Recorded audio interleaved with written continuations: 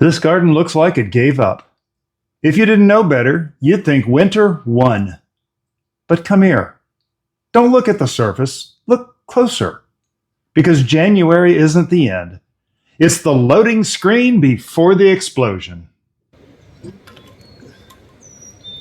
Hello and welcome to the Bowtie Gardens. Editing Bowtie David, coming at you from February 26th of 2026. We're going to look back at the January outer garden bed tour right now.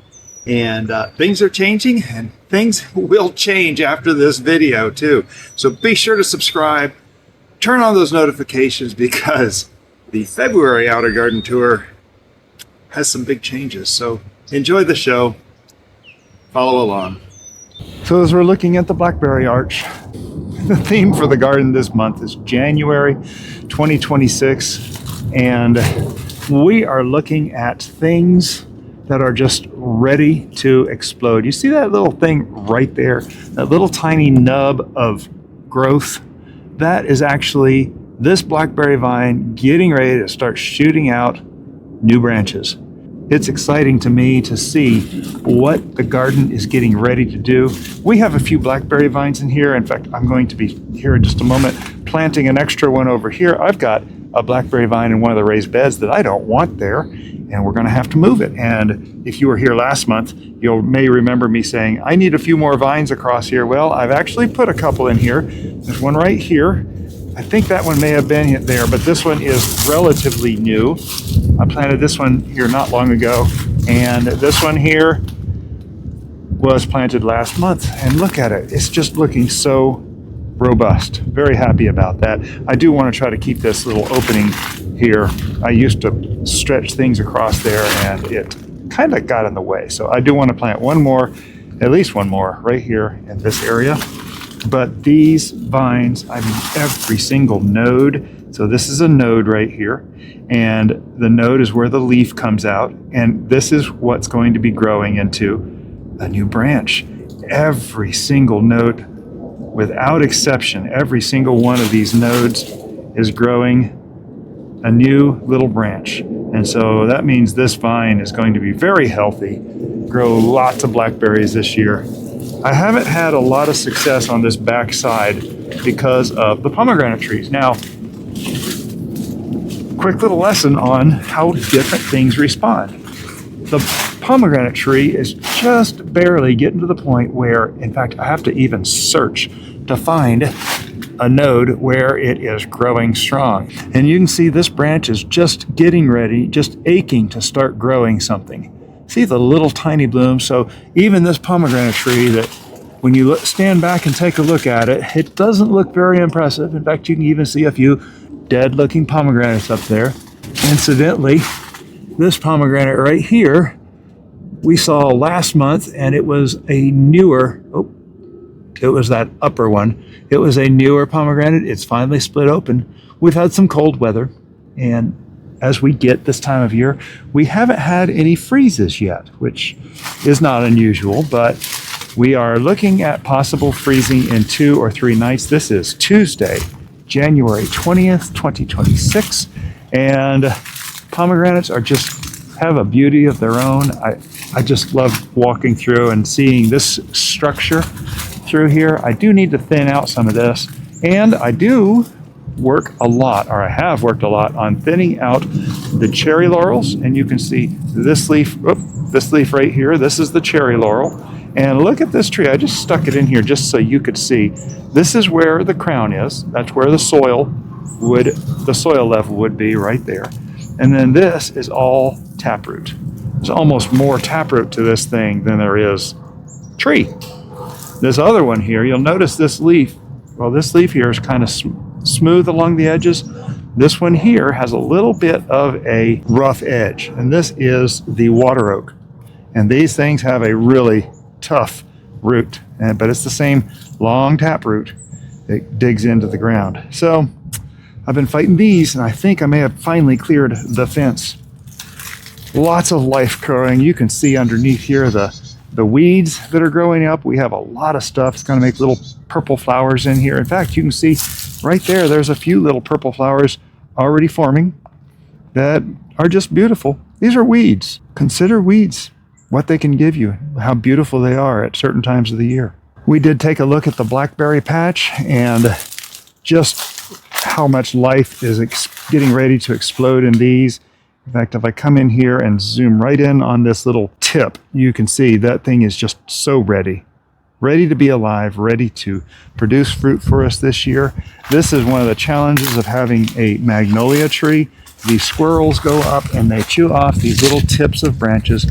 They're doing a great job for me pruning off growth, keeping the tree to a particular size, which they're doing their job. Yes, squirrels have a job too. You can see the little teeth marks in there. But I have to pull these out, and eventually a stiff wind will come and blow these things out for me as well. So a lot of the nature will just take care of itself. God really planned it out that way, just very intelligently. I am very happy to report we have no additional trees under here. As far as I can tell, I'm looking very carefully. There might be something right there, but it looks very clean. Last month we came in here and we dug out that water oak that was over in that area, and I'm very happy. But yet these blackberries are not blackberries, these are the blueberries, are just biding their time. They're waiting for this cold snap and waiting for things to warm up. We do have a few days that we're going to have in the 50s, but it's not going to be warm enough that they will explode too much. We have a candidate for the Cathedraloupe, and I'm very excited to announce that I will be planting the edible air potato on here that we got from David the Good. I did finally put that in soil. In fact, I noticed it was starting to sprout and got it in the soil immediately. I was very excited. We had a little short for that we had some fun with, but this is going to be a edible air potato arch trellis. I'm very excited to see that. Down here, of course, the comfrey that we dug out and it's coming back. Oh my, I'm just very excited. I do need to get in here and take care of this space. The other comfrey over here, which is looking even stronger. This thing is just exploding all over the place. So our comfrey is coming back in this area. I was a little worried that I dug out too much. We did, of course, do that on our very first pop-up live ever. It was exciting to share that with y'all, and you can still go back and watch that. It was exciting to share that with you, friend, and you can still go back and watch the replay on that. It was my very first pop-up live. So keep the criticisms down low, and more important, the expectations. So I'm sitting in here looking at this right here, and I can see how this thing has different leaves than the rest of this chocolate mint, and there's something tangled in here that I'm going to pull out because it is a leaf flower. So yeah, we don't need that in there. There's some clover over there, a few other things in there, and eventually I will be on video and feel the need to take things out. We do have a lot of this Bidens Alba coming back, and I'm going to have to be a little more aggressive this year on taking care of that. Over here we do have what I am calling the Asiatic ground orchid, and I am not sure what it is yet. Hopefully when this thing grows we'll get a better identification on it. We still have no bees, which we don't expect for another couple months. So eventually we will be getting another bee box over here.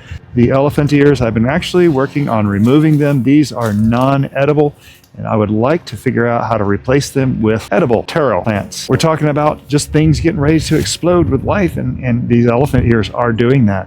I've dug out a lot of these, and I'm going to continue digging out these until we get them eradicated. The two fig trees right here. Most people would look at this thing and say, well, that thing's dead. Dead. Dead? You landlubbers call this dead? This bee-buried treasure, you scurvy doubters. Winter don't kill the treasure.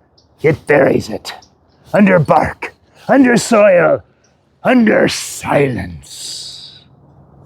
Mark me words, Bowtie. In 2 moons, this garden shall explode like a cannon broadside. I think this is very exciting because these are looking particularly robust. No leaves on them, but figs are known for being just aching to explode. It will start putting out leaves pretty soon. We do have some frozen tips on some of these, but that's okay. This thing, you can tell it's full of life. These stems are very robust. It'll be exciting to see this thing take off here in about a month. Thing is, you come back here next month and be sure to subscribe, turn on notifications for when the February tour comes out. This thing will be full of leaves, full of figs for the year, and producing more fruit for us. I do have a little bit of a conflict back here with the Loquat Hedge that I've been working on. And that one, there's a loquat right through there. It's a little close to this fig. I have a feeling it's going to suffer a bit. So we may be taking out the one loquat and maybe moving it, or we actually have an emergency reserve loquat down here we could use. I did go over and take a look at a neighbor's loquat that's just a little more advanced than mine is, and they have actual fruit on theirs. This does not look the same as those stems that have the fruit. These are new leaves coming out, and it's got a lot of them up inside, all through there. It's got tons of them, and that's okay because this thing will do another year of leafing, and hopefully by next year they will do better and actually produce fruit. The lemon tree over here is looking a little worse for wear. There's two. There's one actually in ground with a big old stump on it. Might have to trim this back and give it a little bit more of a shrub shape. There's another one in this big pot here. Not sure what we're going to do with this yet. This is the time we're just going to sit and wait. Another comfrey plant over here just biding its time. It's going to be another strong plant, another strong producer this year. Within the month, I will be removing this black plastic. I would like to try growing the watermelon on top of something a little different this year, and that's going to be the corrugated that I get from my local Lowe's shipping department. I'd like to come in here with the corrugated and allow the watermelon plants to root along the way as they need to. We do have our brown turkey fig tree over here, and this thing is particularly robust as well. Friend, figs are just such a strong plant in the right atmosphere, and they just want to grow. You can see here, there's just these little growth tips on here that are ready to explode with life and start producing new leaves, new branches, new fruit for the year. Now, this brown turkey fig tree is starting to put up little runners, little suckers off of side shoots. And I was just watching Phil's Figs, and there's that symbol up there, says there's a link in the description to Phil's Figs. He was talking about how these are great for creating cuttings, and so I will end up taking this and making some cuttings out of it and hopefully getting a new brown turkey fig tree out of it. The purple possum passion fruit is looking surprisingly evergreen. I didn't realize these things would keep their leaves all the way through winter. Callie Kim told me. I didn't believe it, and here it is. It's looking lush and green and beautiful. We are going to need to cut this out right here so that it leaves a bit of an opening. And of course, me and my backyard neighbor just had a bit of a conversation. He agreed to be on camera and admit I say let it grow. Let it grow. All right. Along the fence. I'm blessed with good neighbors, you know that? We might mix in a gourd or two. So next time my plants are taking over the neighbor's garden, don't worry. I plan with him. We have good conversations about it. Now I did just notice, oh my goodness, looky here, looky here. We have Dodder growing into this passion fruit. And you know what? The passion fruit doesn't really seem to mind it that much. It is growing into the stems. What Dodder does is it sends out tendrils inside the plant, and it will sap the life out of the plant with these little tendrils. Now, Dodder doesn't have any leaves of its own. It uses the energy of other plants. It's a vampire. Yeah, it is a vampire. And so I try to keep this thing in control. I am a little discouraged that this thing is growing way up here. How did this happen? What is going on here? Where did it come from? I don't understand. It has a few little roots that it will grow when it gets started, and then once it gets attached onto another host plant, it doesn't need those roots anymore. So I just took a few minutes to pull off as much of this stuff as I could find, the Dodder, and you can see here it is just it has no leaves of its own. It's very peculiar. It does have these little blooms in here, and you can just barely see. Like, let me see if I can get you a nice close-up shot of these blooms. These blooms right here, right now are green. They're not open yet, but that's all that they do. They have the stems and the blooms, no leaves. And this thing will reproduce. Now, of course, it has a flower that will create a seed. That seed will fall and create a new plant. So we're going to be taking very careful care to dispose of this. Now, one of the things we're going to be doing here is what it's sitting on right now is the solar weed sauna. We're going to look at that here in just a minute. But before we go on to that, I have one more thing to show you. Now, of course, this here is the mother of all our water oaks. This old tree we had taken out 2 years ago, I think, this month. Was it 2 or 3 years ago? I'll put it here on the screen. But this tree we cut out, and I've allowed this jasmine. We planted this jasmine on here to grow over it. Now, this is I believe it's a white star jasmine. And it's planted on the north side over there. I do have another jasmine now. Some of you know I've got this Carolina jasmine. It's all yellow, and I'm going to be planting it on here as well. And I'm not sure where it's going to go in the ground, but I want it to grow up and see if it will coexist with this jasmine. Now, this trunk, it is starting to wear. In fact, if I walk around to the other side over here, you can see that we've already pulled down a few big old hunks of bark down here that were in danger of falling on someone's head, namely me. In fact, me and my backyard neighbor were just looking at what we can pull off of here, and big old hunks of bark are just literally falling off. It's making habitat for lizards up in there, and that's fine too, because I like my lizards. You know I do. They do a good work in the garden. I am keeping an eye on this and the lean of this, measuring it regularly to make sure it's not falling over, because when that starts to happen, we're totally going to have to do something different with it and probably end up taking it down. But until that point, I'm going to enjoy the jasmine here. Obviously, I'm really enjoying the pop-up lives. This is the sugarcane we got from David the Good. Remember all those 45,000 seeds? Well, Daisy traded me about 30,000 of those seeds for sugarcane, and we put this up on we planted this out on a pop-up that you can still watch. There's that little symbol up there that means there's a link in the description below. Very excited to see how this goes. It's not a very big stand of sugarcane, but maybe we can get this thing to develop and become something wonderful. I'd love to eventually see 3 or 4 rows of sugarcane that goes all the way from the trunk up to the edge of the pumpkin patch on which I am currently standing. So my theory on this solar weed sauna, which, yes, I'll admit it's an unproven theory as of right now, is that this thing may be killing seeds that would produce more plants. And especially when you're putting weeds in here, and this thing will heat things up and make them non-functional, hopefully. That's my theory.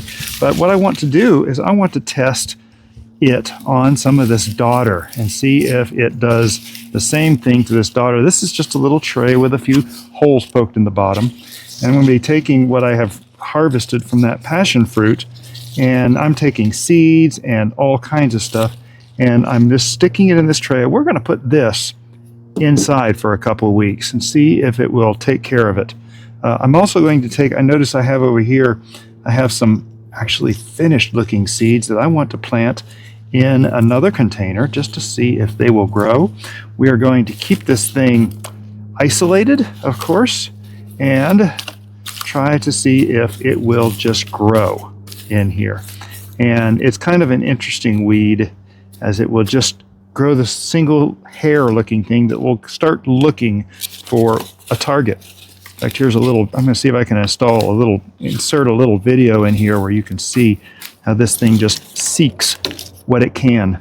But yeah, very interesting stuff. I'm going to just plant some more of these. Let's see, I don't see any seeds there. Oh, here's a few more. I'm going to plant them in this little container. We will put this over here in the irrigation head in a place where it'll get watered, and maybe we'll see if it will propagate. I'm very interested. Yes, I'm propagating Dodder. Those of you who know what Dodder is and are gasping right now, I intend to be very careful with it. I really do. So all the Dodder is off this leaf, so that can go. I'm trying to separate these things so that I have only Dodder. And yes, it's amazing how this stuff will just wrap itself around everything and then attach to it. It actually sends these little tendrils, I forget what they're called, I'll put it on the bottom of the screen here, and makes marks in the, oh, I can see actual marks where the Dodder was digging into the passion fruit. It will eventually kill the host plant and not be very good for it. So basically what we have here is a control. We will see what Dodder does. I'm going to just grab a little bit of this sand because it seems to grow pretty good in anything I put out here. See if that thing will develop. Give it a little bit of compost. And yeah, we'll just see what that does. Maybe not even label this. How on the edge can I live, Robin?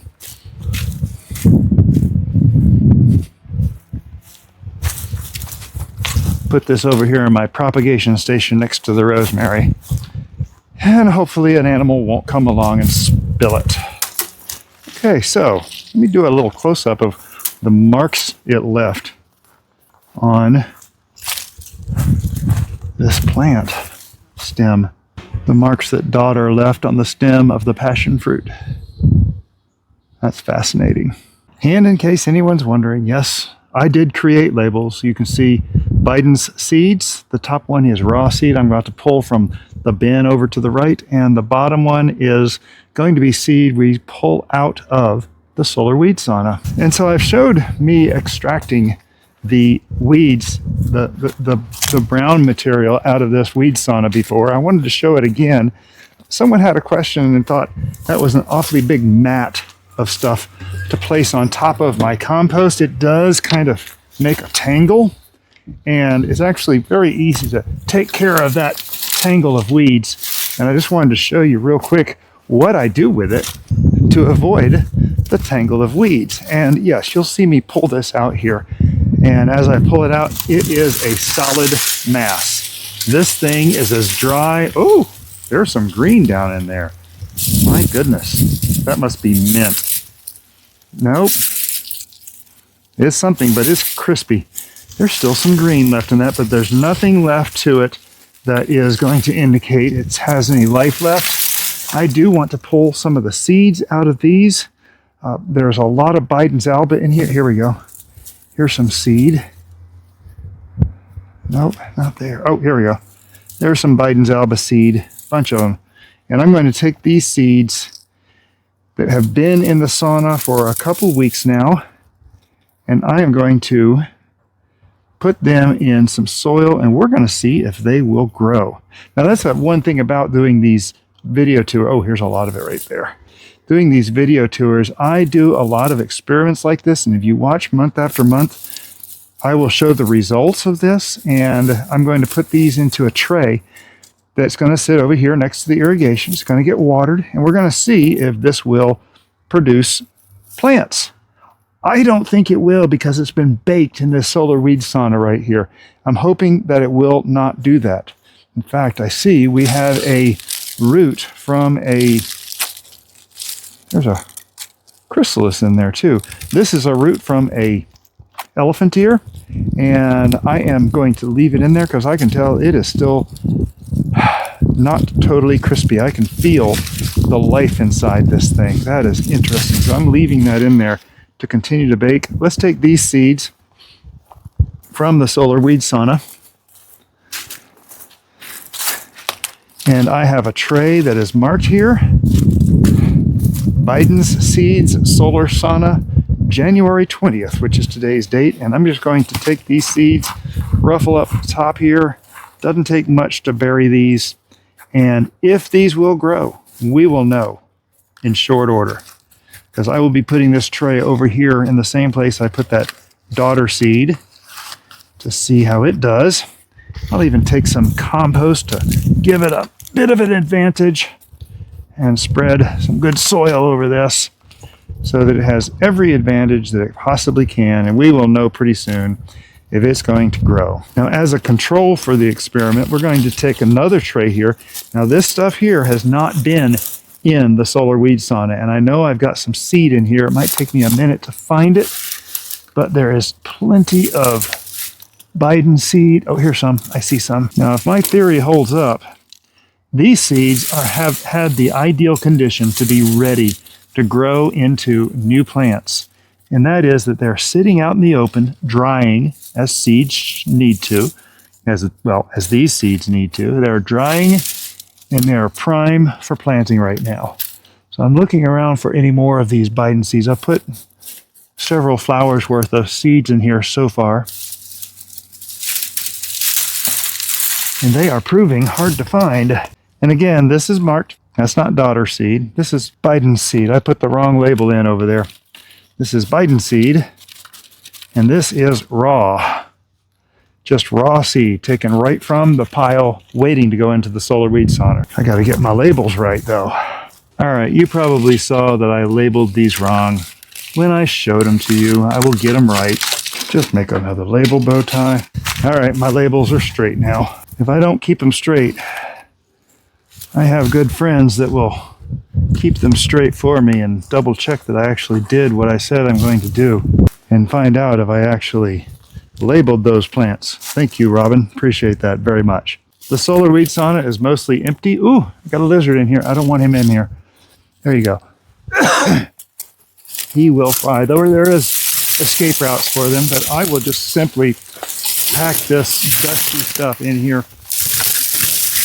I'll leave this passion fruit on top would be a good indicator. I will flip this, leave it at least 3 days, and even on a cold winter day here in Florida, this thing heats up amazingly well. It is actually quite shocking how much this will heat up. Now, this piece of glass I just found on the side of the road, so it didn't cost me anything. I consider it a pretty fortunate find. It is a double pane glass, so it has a factor of insulation involved with it, though it's probably a little worn. I know it does get foggy between the panes of glass, but it does have a factor of insulation. And then we get down to the good part. What do I do with this afterwards? And that is what this is for right here, because now I can simply take care of it.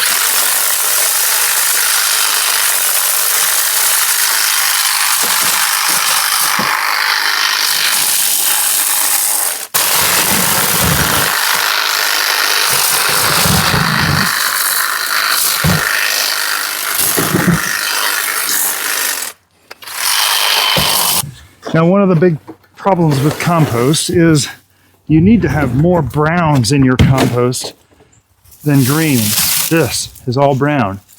Now, this didn't start out brown. This started out green. But because it sat in here, it is now an absolute brown and can be served as a brown in your compost.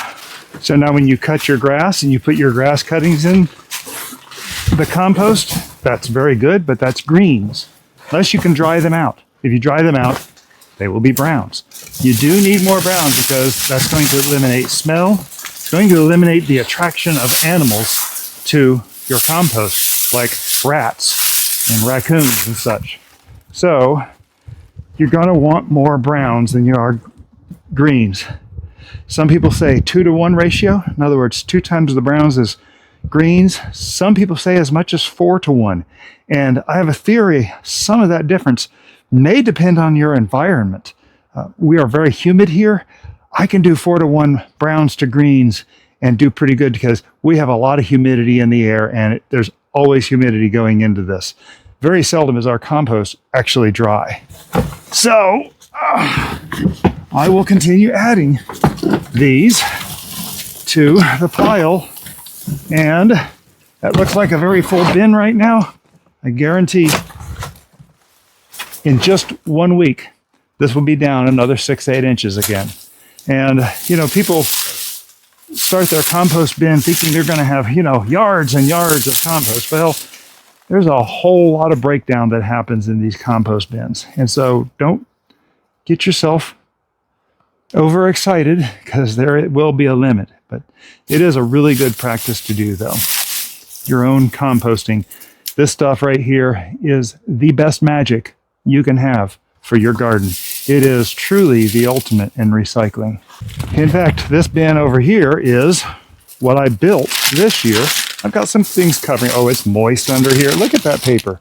Yeah, it's nice and moist. Top of this will end up getting all broken down, and it's going to be the rich stuff that we will be using not next year. No, yes, next year, because it's been here. I started it about November of 2024. So there is at least a yard in here of very rich compost. So yes, this will be for 2026. That right there is the beginning of 2027. So from that solar weed sauna area, we actually have a citronella plant in there that I'm just leaving out here exposed. I want to see if it will survive the winter. I've had them survive the winter like this before, and we're going to really have a test for it coming up here in the next week or so. Some peppermint. This one here is peppermint. In fact, if you look at my label, this is my one peppermint plant that I'm growing, and I need to make sure I got a double label there. I'm going to need to make sure that this peppermint gets propagated this year into a lot more pots, because I need both peppermint and chocolate mint. Of course, this is more plastic that's going to come up this year. I'll use this for other purposes. The corn bed that never got planted, you can see it has corrugation on it. It's beautiful stuff. It's broken down beautifully. Feeds the worms, feeds everything in the soil. Lemon tree. This one is actually looking pretty good. It does have a little bit of protection, and I'm very pleased with how it looks up here. I am going to have to start looking at how to trim one of these trees. Well, there's actually at least 3 trees in here. There's a big pot right there. There's a pomegranate here that's probably coming to the end of its life. And then there is the pot has a lemon tree, and there's a lemon tree on either side of the pot. So we actually have at least 3 lemon trees here, if not 4. Now I will point out my neighbor back here in this house, it's a rental house and no one is living there at the moment. So there's a lot of lemons up here, and me and my backyard neighbor, we came over here and picked a few because no one's there to harvest them. Not that they've ever been harvested, but yeah, we'll be enjoying these. My backyard neighbor also got some lemons for lemonade. Looking forward to seeing what comes of those. A pomegranate that I'm not sure it will survive this winter. We'll see. They're pretty resilient plants. We have the Comfrey down here. This is my legacy Comfrey down here that came with the house, and I've been propagating off this. I haven't touched it in 2 years. Next year, it'll probably be ready to be touched again, and we'll be cutting out roots. This is what I'm calling my legacy rosemary plant. I actually placed some more soil down inside here to see if we can help it along, but it doesn't seem to be suffering at all. I'm calling it legacy because this is the rosemary plant that came with our house. So I really have no idea how old it is. It may be a decade old or more. I'm not sure, but it's beautiful. We took a whole bunch of cuttings off this last year. There's a little video about it. You can see by that symbol in the upper right corner. Shows there's a link down in the description below. You can go down there and click on that link and see that video where we took 54 cuttings off of this one and 2 other rosemary plants that came from this plant. So it's all the same ancestry, which is very exciting. We come around here to the south container garden, and of course we have a big huge container of aloe here. We have Dietes bicolor decorative grass. We have another lemon tree. Now it looks like there's a container here. This is not a container. It's got the bottom cut out. Went to great lengths to do that, but we also have another lemon tree over in the ground over there as well. Our umbrella papyrus has still not been tended to. I'm going to wait till next month when we're starting to do a lot of planting out, and I'm going to plant this thing out somewhere proper for it. So here we come with the containers that we just made.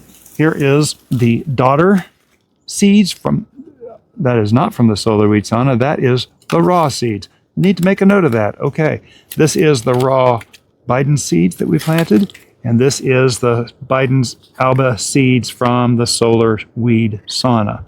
So I record that on this video because these videos are my notes. That's just all there is to it. And I will refer back to these videos to figure out what happened. So yes, there's a lot of those rosemary cuttings. I meant to bring some of those to church. Totally forgot this week. Hopefully next week. We go over to the other side. Now this right here is another plane. Now that the plane has passed, I'll try to take another 2 minutes of video. But these are all going to be turmeric for next year. I'm experimenting with putting turmeric in some of these pots to see if they will grow this way. These here have roots in them, and those over there are actually the bases of the plants cut off. A lot of these you can see are all bases of the plants that I've cut off. And yeah, water is sitting in some of these. We'll see if that works. It actually looks a lot different than the other ones, so I don't know if that's going to be a good thing or a bad thing. Right next to that we have a pot of aloe, which has a whole bunch of Florida betony, which is a weed with a wonderfully delightful root for salads. It has a very light oniony taste. Well, I love the crunch, very delightfully crunchy. Let's go over to the other side right there. And wrapping up here, of course, we have some more mint. This is a spearmint over here.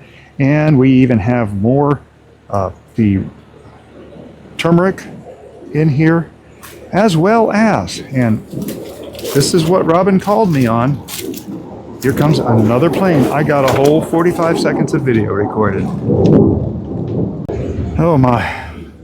Recording videos 45 seconds at a time. So yes, this is the edible air potato that I got from David the Good. I planted it in here. It is underneath here. We're going to see if this thing will sprout. I'm very excited to see if it will. It's a little bit moist, which is what it needs to be. It's a little cool, so it might sit dormant for just a little while. Coming up over here, of course, is the Comfrey, which is just looking beautiful. And I think I've got almost 30 plants in here. Some of these, of course, if you saw our last pop-up live where we harvested the sunchokes, we had one of these trays out. In fact, it was that tray right there. I had one of those trays out. I think I have almost 30 plants. Some of them are going to cousin Bowtie Marsh's house. 2 more pomegranate trees, the last 2 of the garden tour. And these still have, and this is still feeding the birds. And you talk about things that will feed the animals. I leave some of these out here so that those birds can have their food. That thing will split open. Someone will come along and start eating the seeds out of that. And that's just fine. That's what they're supposed to do. Of course, we've already had the report on the compost. You can see here, we do have compost left over here that I started the end of 2023. We filled this bin up over the year 2024, and we used this through 2025. And so what I have been doing is I'll actually leave either my wheelbarrow on top of here or a cardboard box to kind of keep it from getting too wet. It does have a lot of nutrients in there, and I'm still using it. And that, of course, is the outer garden beds of the backyard. A lot going on. It's neat seeing the new life that's just bursting out of these plants. What's going to be happening in the near future? Watch for next month, because we're going to start seeing some changes in February, certainly by March. Everything will begin to change here in Destin, Florida, and a lot of green is going to start coming out. Of course, coming up after this, we have our raised garden bed tour, and you can see we still have pepper plants. This has been after a few very cold nights. They're still growing. They're still producing peppers. In fact, I just gave a handful of peppers to my backyard neighbor, and he enjoys them as does his son. But this is part of the Raised Garden Bed Tour coming up next. It's the 3rd part of every month, so be sure to subscribe so you don't miss what's going on. And there is stuff happening, and we'll be planting some more seed in here right as soon as we can get this next part recorded. Today, of course, is the 20th. I try to get the Raised Garden Bed Tour recorded sometime in the last week of the month, and it will come out in the beginning of February. So I'm very excited to show you what's going on in the outer garden bed tours. It looks pretty dismal if you don't know what you're looking for, but you start looking closer and look at those stems and those leaves and those leaf nodes and see what's just getting ready to burst out. So we got a lot of life on this garden coming up in certainly 2 months. Some things will come sooner, but certainly by the end of 2 months, we're going to see a whole different garden. Again, be sure to subscribe so that you don't miss any of the future garden tours that will be coming out. We also make videos on a whole bunch of other items, so be sure to look through our past videos. I have playlists on all kinds of topics that you can play through and just find out what you can learn. I do enjoy learning from a lot of different places, different channels, because sometimes one person may say the exact same thing, but they've said it ever so slightly different, and I get a total life-changing lesson out of the exact same words, but because another person said it, it really speaks to me. I listen to channels from America, all over the United States, Canada, and into the UK, and even a few around the world. My friend Chip over in Crete, I love watching his videos to see what he's got growing in rural Crete. Is that not amazing? So inspiration can be found anywhere. So be sure to look out there for places that you can be inspired by. In fact, I just want to give a shout out to Garden Answer, huge channel. Lori and her husband have a phenomenal gardens, and we learned so much. They just did their 15th episode of their garden reviews, and people sending in pictures of gardens that were just so inspiring. Nothing like my garden. I'm total chaos in here, and I enjoy the chaos. I like the jungle feel of it. And those beautiful gardens, I still see things in there. It's like, oh, I want that. You know, that passion fruit over there came from a picture perfect garden that I saw years ago. I always wanted to grow that, and hopefully we'll be getting some fruit out of that passion fruit. So don't be afraid to look around and see where you can learn from. There's so much we can gain from so many different places. As I always like to say, your garden doesn't have to be perfect. It just has to be yours. Have a blessed day.